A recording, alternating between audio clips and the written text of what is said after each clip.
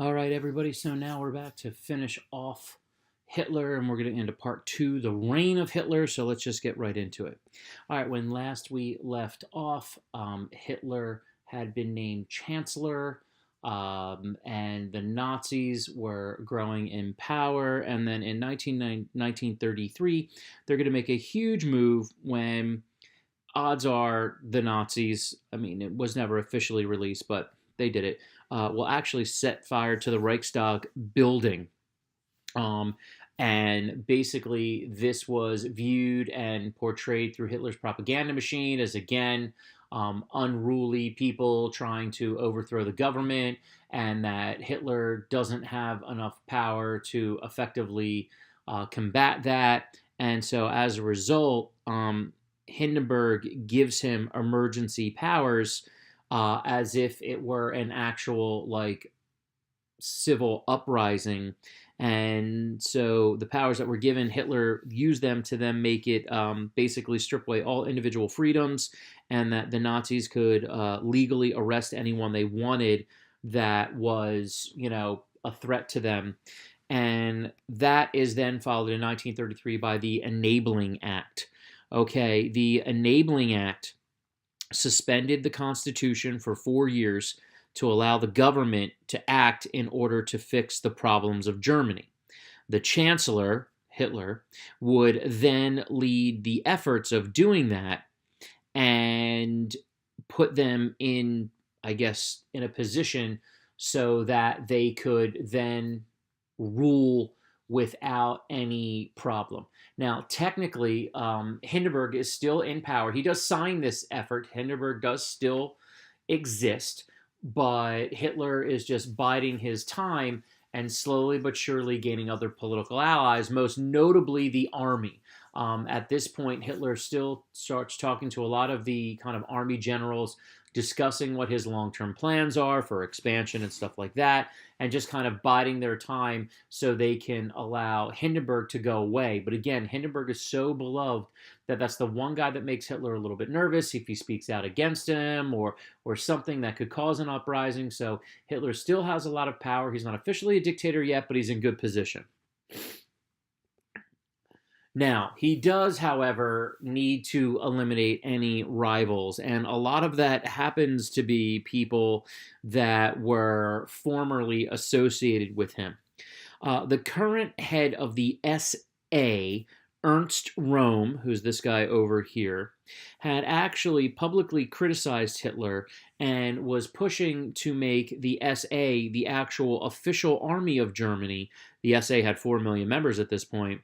And for Hitler, they had started to just get a little too unruly. Rome allowed factions of the SA to kind of operate and do whatever they want, beat anybody up, intimidate anyone. And Hitler, who was now recently coming to power, was actually trying to calm things down a little bit.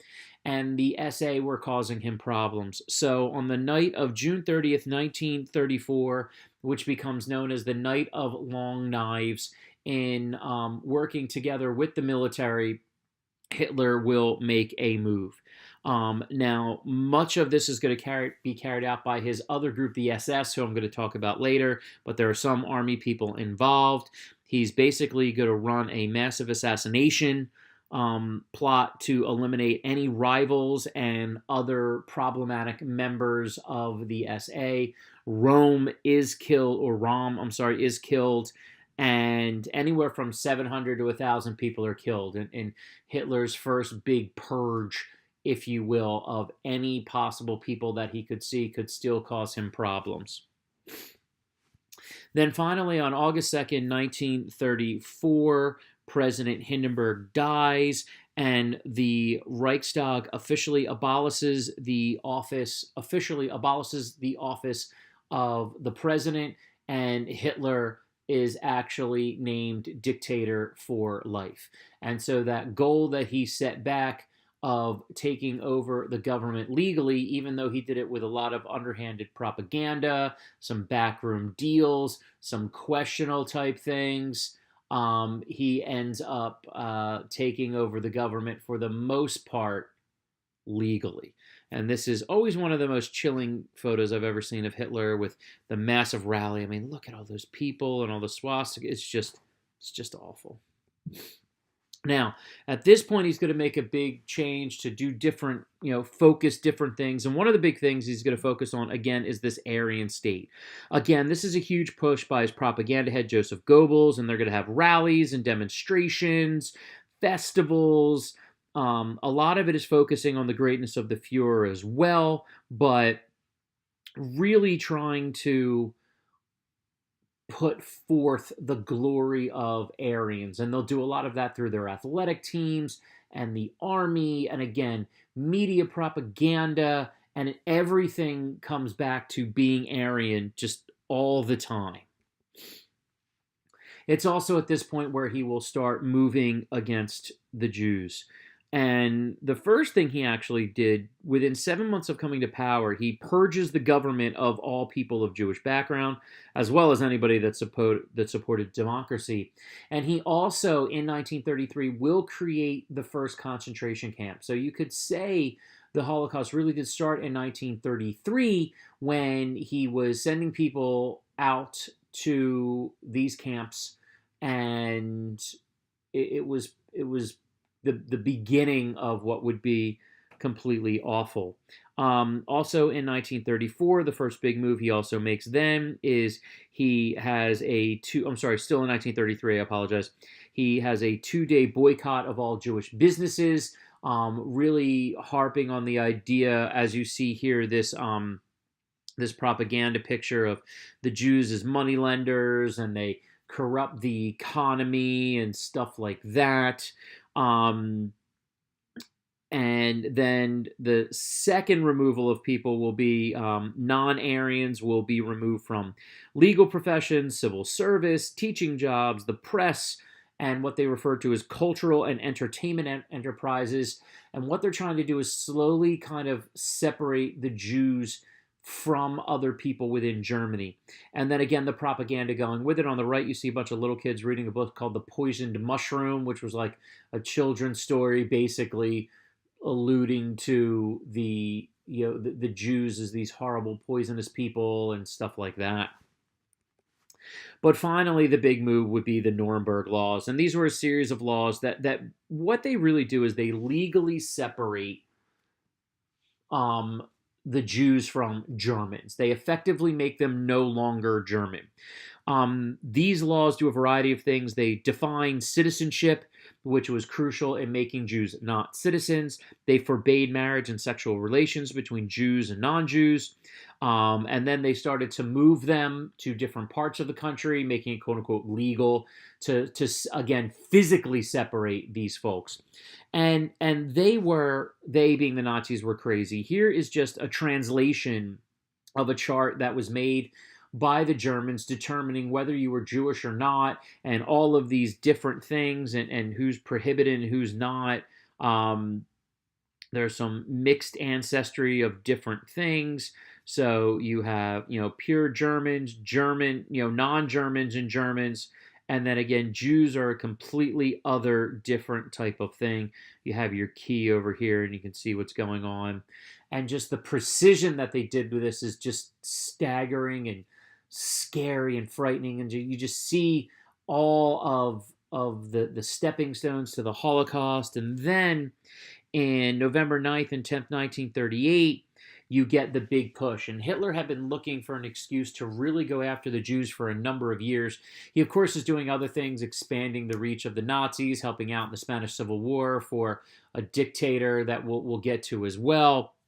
But on November 9th and 10th, basically this is spurred on when a Polish Jew assassinated a secretary of the German embassy in Paris, and that basically unleashed hell. On November 9th and 10th, the army, the SS, etc., will kill at least 100 Jews. On the left, you see that's probably the main synagogue in Frankfurt that gets set on fire. Businesses are destroyed. They actually start to move Jews to ghettos and concentration camps, and it's It's just awful, and of course it will continue to get worse, and we'll be talking about the Holocaust more a little bit later. Not in this video, but now the big thing of what made Hitler so popular, though, would be then his economic changes. So, number one, he eliminates a group of people that a lot of folks were anti-Semitic to begin with. Not every German, absolutely not. You can't say that, but the sentiment had been growing for years. So he was attacking a group of people that a lot of people were okay with, and then he's going to change the economy. He's going to keep free market capitalism in place. His thoughts on that is that he doesn't really care who owns stuff as long as his military gets the production that he needs. Now, the big focuses were on the defense industry as well as public works programs that he used to employ a lot of people. And basically, through focusing on these things, he rebuilds the economy that in 1932, there were 6 million people unemployed. And by 1937, there were less than 500,000. You then also working with them, you did have unions in Germany, and they were all basically then consolidated into one, the German Labor Front, that was led by a man by the name of Robert Ley. And basically, this was a state union. And in order to work in any of the major industries, you needed a workbook, basically permission to work. And you had to basically follow the rules of the Reich and fulfill a variety of different things. And of course, they're going to look into your racial background and stuff like that. And that basically prevented strikes or work stoppages. It's just, he puts everything under control. And then, of course, you have his youth programs, and many people have heard of the Hitler Youth and educating young people to become fanatics for Hitler and to for the German state or the fatherland, and you did military type exercises and stuff like that. But a lot of people don't realize that there was a version for girls, the Bunddeutscher Mädel. I probably said that wrong. The Bunddeutscher Mädel, maybe. Translated roughly, this is the Germans Girls Association, and they would also be indoctrinated into the same thing, and again focused on making sure you marry the right people, and just it was just stunning and terrible. Women, the role of women, again, was to raise children and support the Reich. Motherhood was a really, really big deal, and Hitler really stressed the importance of this. He created something, basically there was a special ceremony that was celebrated on April 12th every year to honor women, and specifically mothers. April 12th was Hitler's mother's birthday. And he would hand out the German Mother's Cross to specific women who were doing their job in supporting the efforts to grow an Aryan civilization. On the bottom here, you see the crosses, much similar to what Mussolini would do. You had the bronze cross given to women who had at least 4 children, the silver cross for women who had at least 6 children, and the gold cross for women who had 8 children or more. This was ultimately what you wanted here. You got 1, 2, 3, 4, 5, 6, 7, 8, 9, 10, 11. Here's a family of 12 children. This is a Nazi officer over here. The boys in the back, they are all in the Navy or Army. You have these 2 boys right here. They're dressed clearly in their Hitler Youth gear. The girl is in the Girls Association, and then the younger ones just aren't old enough yet. That was what women were supposed to do. They were removed from lots of jobs. They weren't allowed to work in most professions. They could really only be elementary school teachers, nurses, and social workers. Now, as the war was getting closer, if I skip down with the jobs thing, probably should have put it in this order. There were some exceptions in certain aspects of heavy industry when Hitler really starts doing massive recruitment for the army and stuff like that. They just need bodies to work, and so women will be put to work there. But in general, the propaganda machine, it's all about supporting the Aryans. It's all about supporting Germany, and that's what you need to do. Now, to keep complete control, Hitler would create some organizations here, and these are, not that some Nazis aren't scary and they were brutal, but I mean, you're going to get, this is kind of the elite of the Nazis here. Now, Hitler also on the side would use these groups also to control like the Catholic and Protestant churches. They lost the rights to educate. They were kept under strict control, and in some cases, some of those folks would also fall in the Holocaust as well. And I'll be talking about that in a different video. But the SS and the Gestapo, they were Hitler's special forces. They were both led by Heinrich Himmler, who really was trying to create a cult around Nazism. They believed in a lot of and actually did investigations into lots of paranormal stuff like demons and vampires and all sorts of just stuff that you wouldn't normally think. And I mean, Himmler was a fanatic to the core, believing in that message. The SS, who are these guys, the Schuhstaffel, I believe, they were Hitler's special forces. They were the absolute most elite involved. They would be involved in all important special forces missions. They would also be involved in the Holocaust as well. On the far right, you see pictures of the Gestapo. Now, Gestapo guys were also in the army, and you see them there. Well, not necessarily the army. They were a police force.